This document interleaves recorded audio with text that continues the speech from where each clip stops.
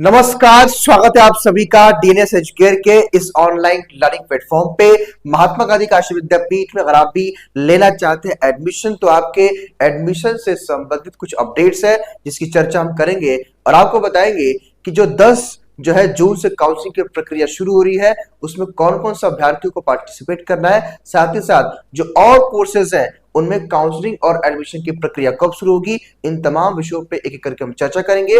और last video के जो कमेंट बॉक्स में आपने कुछ सवालों को पूछा था, उसका भी रिप्लाई हम इस वीडियो में करने वाले हैं। बशर्ते इस वीडियो को पूरा देखिएगा और अपने दोस्तों के साथ जरूर शेयर कर दीजिएगा और इस चैनल को सब्सक्राइब करके जरूर जो है बेल आइकन को प्रेस कर लीजिएगा, जिससे आने वाली हर एक अपडेट की इंफॉर्मेशन सबसे पहले आपको मिल सके।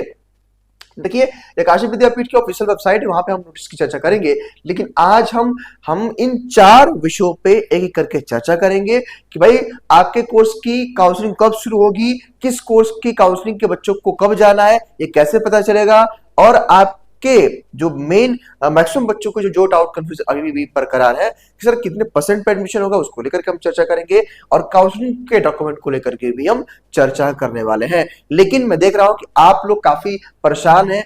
इस स्थिति में मैंने आप सबके लिए एक ऑप्शन निकाला है कि अगर आप डायरेक्टली हमसे कोई भी अपना सवाल पूछना चाहते हैं, या तो अगर आप टेलीग्राम यूज करते हो, अगर आप टेलीग्राम यूज करते हैं या आप इंस्टाग्राम यूज करते हैं, आप सिंपली अभिमान सिंह डीएनएस आप ये सर्च करिए और अपने सवालों को वहां पे हमको एसएमएस कर दीजिए विद इन 24 आवर्स, माफ कीजिएगा, मतलब एक दिनों के अंदर 24 आवर्स जो है कि अंदर हम आपके प्रश्नों का उत्तर दे देंगे, यानी कि आपके सवाल रहेंगे और वहां पे हम आपको जवाब देंगे। ठीक है, क्योंकि हम देख रहे हैं कि बहुत सारे बच्चे कई सारी चीजों को लेकर परेशान है, तो 1-to-1 प्रॉब्लम सॉल्व होना ज्यादा बेहतर होगा। इसलिए आप या तो इंस्टाग्राम पे या तो टेलीग्राम पे सर्च करेंगे अभिमान सिंह डीएनएस, तो आप मुझे यहाँ पे अपना मैसेज करके अपनी क्वेरी को सॉल्व कर सकते हैं। ठीक है, अब आइए हम मेन मुद्दे पे बात करते हैं जिसके लिए आप इस वीडियो को देख रहे हैं। तो आइए भाई, सबसे पहले इन बातचीत को शुरू करने से पहले एक और जानकारी जो काशी विद्यापीठ द्वारा लेटेस्ट अपडेट आई है, पहले हम उसकी चर्चा करेंगे और आपको बताएंगे जो भी आपके मन में डाउट कंफ्यूजन चल रहा है। हालांकि मैं एक चीज कहना चाहता हूं, मैं बार बार ये बात रिपीट करता हूं बिकॉज बहुत सारे ऐसे बच्चे जो कमेंट करते हैं वीडियो को पूरा नहीं देखते हैं, जो कि हम ऑलरेडी वीडियो में उस टॉपिक पे डिस्कस किए रहते हैं, लेकिन आप लोग वीडियो को कंटिन्यू नहीं करते, पूरा नहीं देखते हैं। तो इस स्थिति में क्या होता है कि आपसे चीजें छूट जाती हैं और फिर आप कमेंट करके परेशान होते हो, है ना।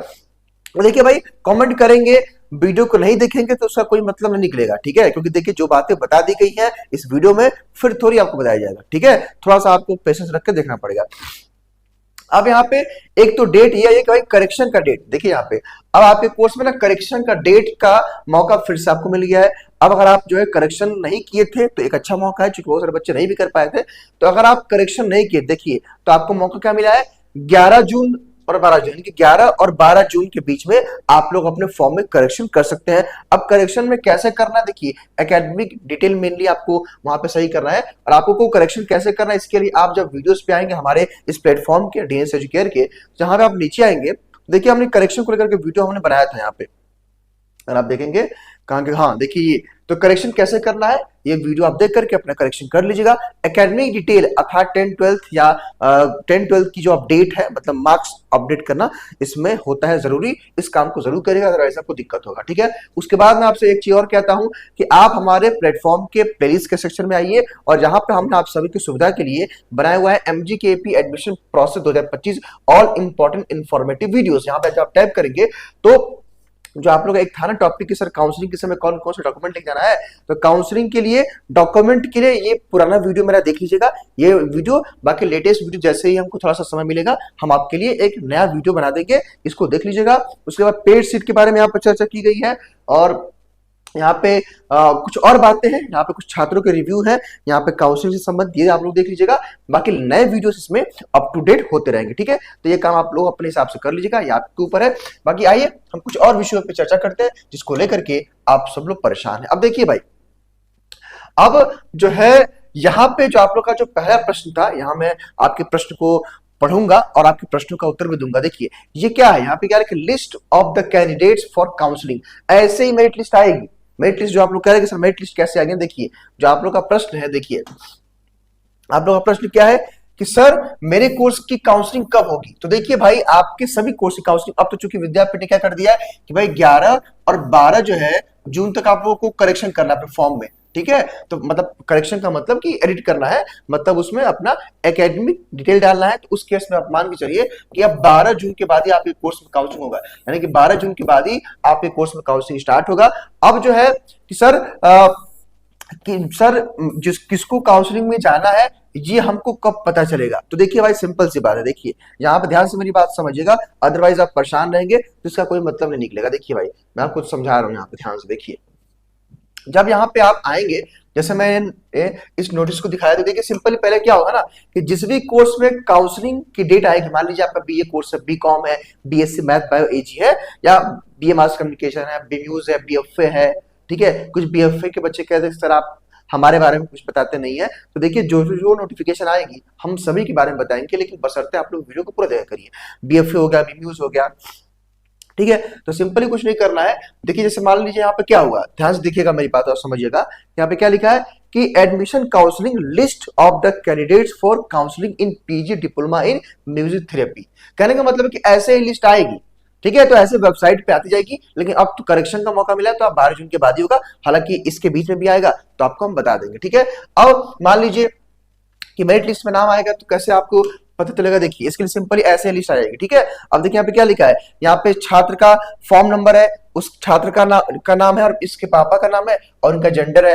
हालांकि बच्चों ये तो मान लीजिए चूंकि हाइब्रिड मोड में काउंसलिंग है तो यहाँ पे सबको बुला लिया गया है, लेकिन आपके केस में मोस्टली कोर्स में क्या होगा, जिसमें नंबर ऑफ एप्लीकेंट ज्यादा है, तो उसमें क्या होगा कि आपका पूरा एक लिस्ट आएगा जहां पे आपका नेम, पापा का नाम, आपका 10th 12th की मार्कशीट, मतलब 12th का डाटा अपडेट रहेगा, क्योंकि आप लोगों ने बहुत सारे लोगों ने किया नहीं है, तो 12th का परसेंटेज रहेगा और आपको उस हिसाब से कैटेगरी रहेगी, और आपको कोई वेटेज है तो ऐसे करके पूरी एक लिस्ट रहेगी, और ऐसे ही लिस्ट आता जाएगा और आपकी काउंसलिंग होती जाएगी। हालांकि कुछ बच्चे ये भी कहते हैं सर कितने राउंड तक की काउंसलिंग चलेगी, तो देखिए भाई ये डिपेंड करता है, ठीक है। ध्यान से मेरी बात समझिएगा। मान लीजिए कि आपके कोर्स में ध्यान से मेरी बात को समझिएगा, आप लोग परेशान रहेंगे, ठीक है।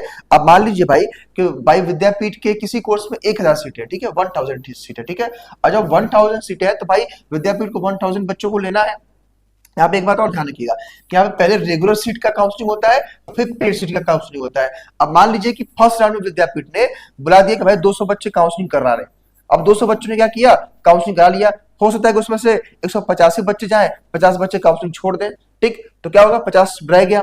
फिर सेकंड राउंड में क्या होगा कि विद्यापीठ कहेगा भाई चलिए ओबीसी इलेवन के बच्चे 300 बच्चे काउंसलिंग करा ले, 300 बच्चे काउंसलिंग करा लिए। अभी भी क्या बचा, 500 सीट और बचा, और 50 सीट इसमें से बच गया। तो कहने का मतलब ये बच्चे कि जब तक ये सीट नहीं भरेगी तब तक आपके कोर्स में मेरिट लिस्ट, काउंसलिंग लिस्ट आती रहेगी। अब इसमें होता क्या है कि मान लीजिए कि एक लिस्ट आ जाई तो 2-3 दिन काउंसलिंग होने के बाद, मतलब एक दिन काउंसलिंग होगा, पेमेंट करने के बाद फिर से आपको मौका मिलेगा। मान लीजिए सपोज कि अगर एक लिस्ट आपकी 15 जून को आ गई, ठीक है, तो अगली लिस्ट मान के चलिए कि 20 जून तक ही आएगी, मतलब 3 दिन 4 दिन का मौका गैप मिलता रहेगा, और एक अंतराल के बाद आपकी लिस्ट आती रहेगी। और आमतौर पे मान लीजिए कि 5 से 6 लिस्ट आती ही आती है। मिनिमम किसी भी कोर्स में 5 लिस्ट आएगी, मेरिट लिस्ट आएगी, और मैक्सिमम किसी कोर्स में 8 लिस्ट आती है। वो डिपेंड करता है कि कौन सा कोर्स है और कितने नंबर ऑफ एप्लीकेंट है। तो मेरे ख्याल से बात आप समझ गए होंगे।